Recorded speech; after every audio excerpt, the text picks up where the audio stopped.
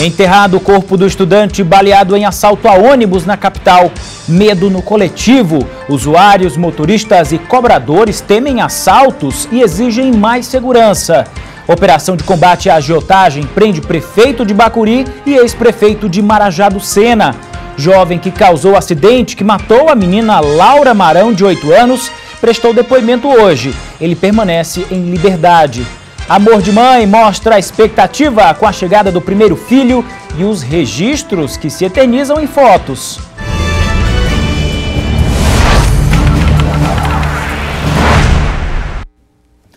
Olá, boa noite para você. E nessa madrugada foi desencadeada uma operação da Polícia Civil em conjunto com o Ministério Público para combater crimes de agiotagem.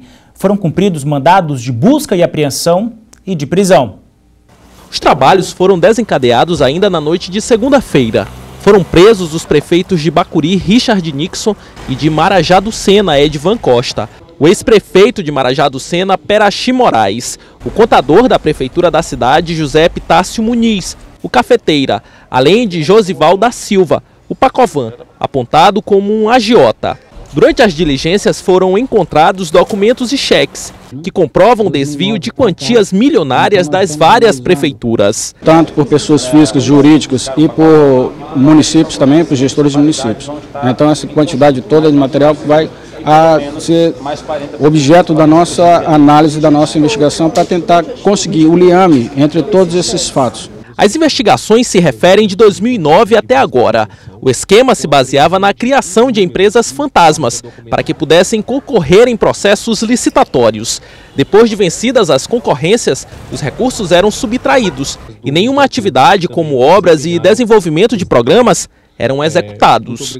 Ora, se as empresas são de fachada, em nome de laranjas, em nome de pessoa morta, em nome de feirantes, de pintor, esse dinheiro é desviado, esse dinheiro é lavado e desviado. Há um desvio, há um ralo aí onde os recursos públicos são sugados. Além de todos os mandados de prisão cumpridos, a Polícia Civil trabalha agora na intenção de localizar Raimundo Nonato Sampaio, mais conhecido como Natinho, ex-prefeito da cidade de Zedoca.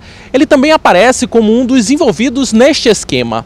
O ex-gestor já é considerado um foragido da justiça. As operações devem continuar. O que foi desvendado até agora é somente a ponta do iceberg, diante do tamanho desse esquema de agiotagem praticado no Maranhão. Na realidade, o que existe é uma situação que é extremamente já devassada. É de conhecimento de quase todo munícipe que acontecem más práticas em determinadas prefeituras. E a agência do Banco do Brasil de Esperantinópolis foi assaltada e fizeram 6 pessoas reféns. Um vereador foi detido por suspeita de ter participado do crime. É isso mesmo, Ciro Mineiro? Boa noite. Boa noite, Olavo, e a todos que acompanham o Jornal da Difusora. Esse episódio aconteceu no início da tarde. O vereador detido é do município de São José dos Basílios. O político foi pego trafegando na estrada entre São Joaquim e a Joselândia, nas proximidades de onde o veículo usado neste assalto ao banco foi abandonado. Nada ficou provado contra o vereador, que acabou sendo liberado. Voltando ao assunto do assalto, pelo menos 10 homens armados invadiram no final da manhã a agência do Banco do Brasil e fizeram pelo menos 6 pessoas reféns, entre eles um vigilante e o gerente da agência. A caminhonete usada pelos criminosos foi incendiada no povoado São Raimundo, em Joselândia. O carro, pegando fogo na estrada vicinal, impediu a passagem de 2 viaturas da polícia que estavam em busca dos assaltantes. Agora, no final da tarde, algumas pessoas foram ouvidas pela Polícia Civil, entre elas o gerente do banco. As investigações continuam, mas até agora ninguém foi preso. Já em Imperatriz, um empresário, esta tarde, também foi vítima de uma saidinha bancária. Ele foi seguido, por 2 homens que estavam em uma motocicleta e ele foi rendido, inclusive, por esses homens que estavam armados com um revólver calibre 38. Eles teriam seguido a vítima até o açougue, que é de sua propriedade. Lá no estabelecimento, esses 2 criminosos prenderam a vítima e também outros 3 funcionários na câmara frigorífica. Os assaltantes fugiram, levando uma quantia de aproximadamente R$6.000.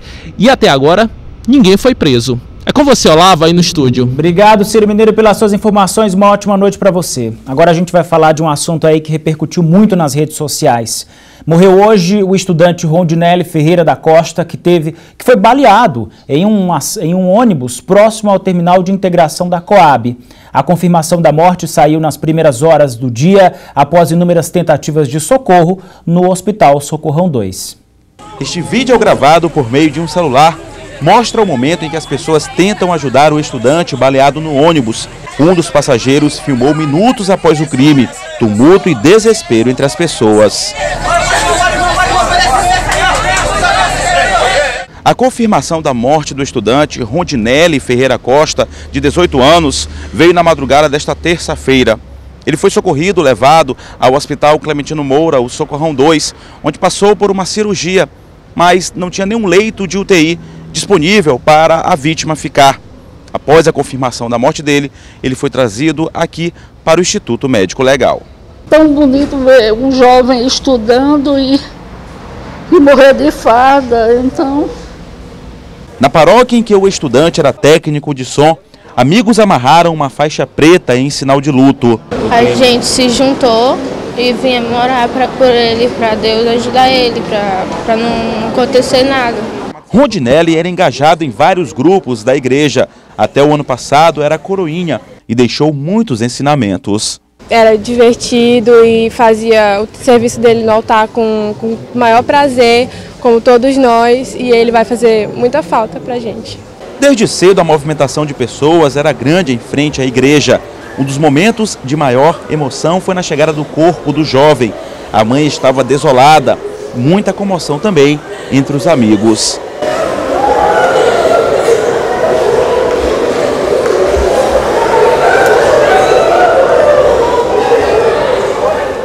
E ele tem um envolvimento com todo mundo, era um menino alegre, gostava de brincar com todo mundo. Para nós hoje é uma grande perca. As pessoas ainda tentavam buscar explicação para o que havia acontecido. Um crime que deixa uma série de perguntas e um sentimento cada vez maior de que algo precisa mudar. A família, a igreja, a sociedade está muito marcada por essa violência. Então é preciso ver o poder público. O poder público precisa acordar. E também um apelo àqueles que saem de casa de manhã, que colocam uma arma em punho e dizem, hoje eu vou matar alguém.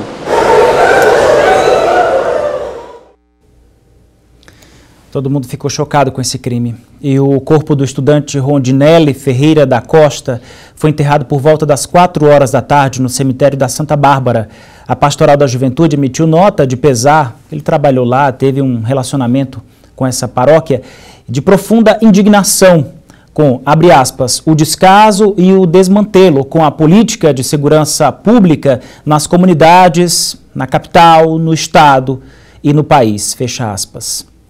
A morte desse jovem chocou o estado e deixou os usuários de ônibus ainda mais preocupados, porque os assaltos acontecem a todo momento, inclusive à luz do dia.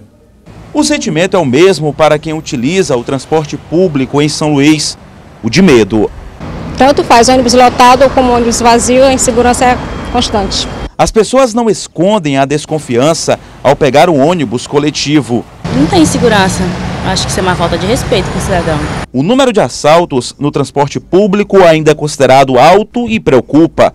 Segundo o Sindicato dos Rodoviários, neste ano de 2015, até agora, mais de 170 assaltos foram notificados. Isso fora aqueles que não chegam ao conhecimento da categoria. Em 2014, foram 366 ocorrências. E não há uma perspectiva de melhora na segurança. No mês passado, por exemplo, foram registrados 48 assaltos na região metropolitana. Número bem maior que em abril de 2014, quando 29 assaltos foram notificados pelo Sindicato dos Rodoviários. Nós estamos reivindicando mais segurança na Polícia Militar. Se não houver um resultado melhor, nós vamos ter que parar o sistema, porque os assaltos não é só mais à noite, é durante o dia. A categoria, diante da situação de violência, não descarta a possibilidade de mais uma greve. Nós não temos poder de polícia, mas nós temos o poder de reivindicar mais segurança para a nossa categoria. E daqui a pouco, moradores do Santa Bárbara fazem protesto em frente à CEMOSP para cobrar infraestrutura.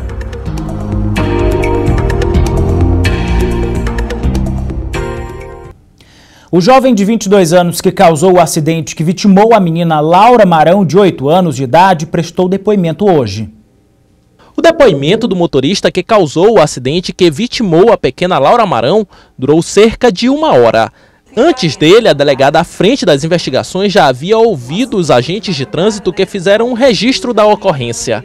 A titular da Delegacia de Acidentes de Trânsito constatou divergências nas versões apresentadas. Houve divergência nas informações, os guardas de trânsito forneceram alguns detalhes que vão ser bem úteis na nossa investigação e na conclusão do inquérito. O acidente aconteceu na madrugada de 26 de abril na Avenida Jerônimo de Albuquerque. Carlos Diego bateu forte no carro onde estavam Laura Marão, os 2 irmãos e o pai que estava conduzindo. A menina, que ficou gravemente ferida, passou 5 dias internada, mas não resistiu. O fato de Carlos Diego Araújo de Almeida ter se negado a fazer o teste do bafômetro e se submeter a exames que comprovariam a quantidade de álcool consumida pode sim agravar a situação dele, mas a possibilidade dele ser preso ainda é muito remota. Nos próximos dias, mais pessoas serão ouvidas. O depoimento do pai de Laura Marão também é aguardado. Também foi vítima porque também ficou lesionado, né? Mas a gente está aguardando a família se recuperar emocionalmente para poder fazer essa oitiva. Moradores do Santa Bárbara fizeram protesto em frente ao prédio da CEMOSP, no São Cristóvão. O protesto aconteceu em frente à entrada da CEMOSP, Secretaria Municipal de Obras e Serviços Públicos, no São Cristóvão. Os moradores da Santa Bárbara reivindicavam infraestrutura e asfaltamento para as ruas do bairro. Segundo eles, viaturas e ambulâncias não trafegam mais pelo local. Não tem transporte coletivo, a gente não tem mais nada. Até para socorrer gente que doença lá, não tem ambulância, não tem nada. Pneus queimados deram o tom do protesto. Por causa dos prazos dados e não cumpridos para concluir o asfaltamento da área, os moradores da zona rural se dizem prejudicados. Nós estamos aqui, ele é prefeito de todos nós, Ludovicense. Ele está lá como nosso prefeito, nós pagamos os nossos impostos e acreditamos ainda que ele possa vir honrar com a sua palavra. A produção do Jornal da Difusora entrou em contato com a Prefeitura de São Luís, mas até o fechamento desta edição não havia se manifestado. Amanhã, a previsão de chuva no litoral maranhense. O restante do estado terá nuvens carregadas com períodos de sol e possibilidade de raio na região sul. Veja como ficam as temperaturas.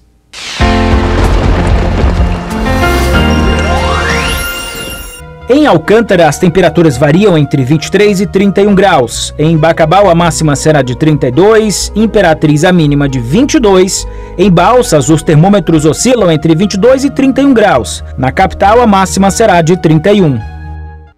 E os passageiros voltaram a ter problemas com os voos por causa do mau tempo em Imperatriz. Tempo fechado é sinônimo de voos cancelados. No saguão do aeroporto ficaram apenas os passageiros que estão tentando embarcar no próximo voo, como é o caso de José Nadir, que veio a trabalho. O caminho de volta vai ficar mais longo. A gente foi relocado num voo das 23 horas para Belém.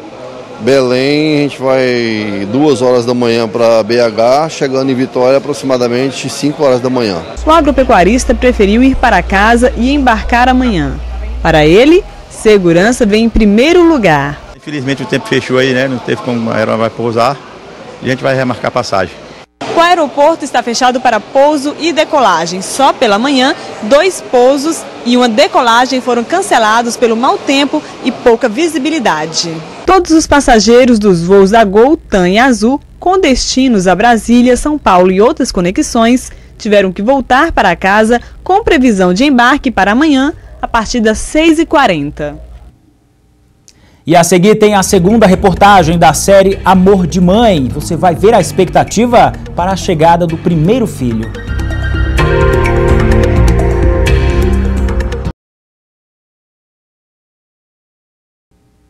E sábado tem a estreia do Sampaio Corrêa na Série B do Campeonato Brasileiro de 2015. O jogo será em Salvador, na Bahia, contra o Vitória, no Barradão, a partir das 4h20 da tarde. Amanhã tem Sampaio Corrêa em disputa de beach soccer. O time embarcou para o Rio de Janeiro hoje, onde vai jogar a primeira edição da Copa Rio de Beach Soccer.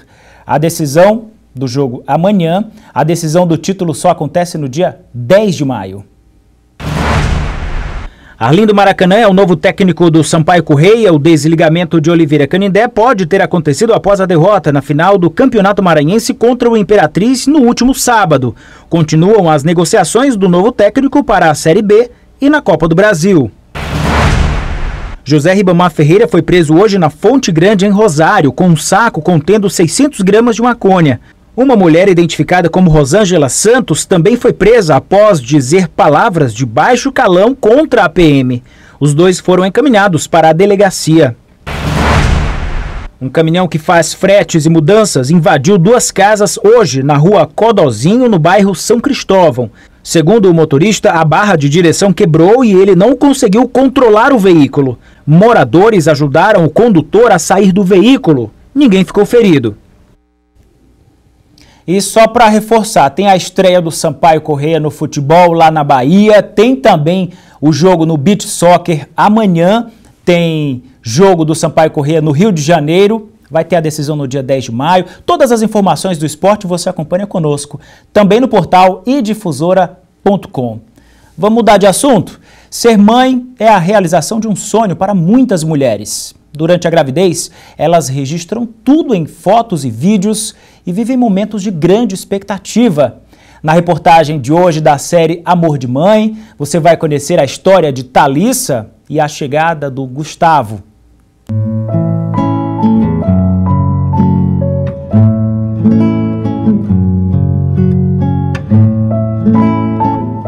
O caminho da felicidade passa pela gestação.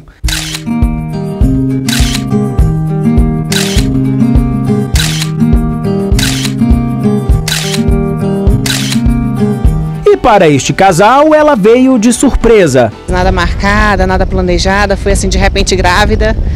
E a surpresa foi boa, foi muito, a gente ficou super feliz mesmo com a gravidez, pelo dom, pela bênção de Deus na nossa vida. E a felicidade está no sorriso largo, na troca de olhares, que vão ficar gravados além da memória. Esses registros é que eles vão ficar para sempre.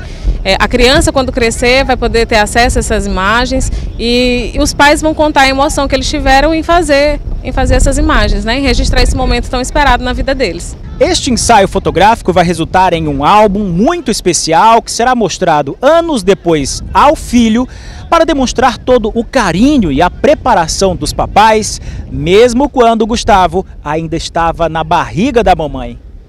Tinha fotinha todo mês, como é que era? Sim, todo mês tinha, até porque assim, eu e Rafael, meu esposo, a gente sempre veio de uma vida assim de musculação, a gente malhava, se cuidava, então todo mês, cada vez que a barriga crescia, era uma foto, e minha barriga assim, eu achei que ela esticou tanto, que ela aumentou tanto, que eu ficava surpresa. A ideia é eternizar essa expectativa, esse friozinho na barriga, que tem nome: Gustavo. Além da recordação, a gente vai conseguir guardar isso num álbum e vamos conseguir transmitir todo esse carinho que a gente tinha por ele com uma sessão de fotos que a gente fez especial à vinda dele. É o primeiro filho de Rafael e Thalissa. Coração a mil aí, querendo já que ele venha. Para a alegria dos pais, deu tudo certo. Gustavo veio cheio de saúde, nasceu com 3 quilos e 200 gramas. Se tu pudesse definir amor de mãe, o que seria? Acho que não tem palavras. Acho que depois que a gente se torna mãe mesmo, como eu falei no início, mesmo não vendo, não tocando, mas a gente já ama tanto e tem tanto já cuidado por esse ser que não tem nem explicação.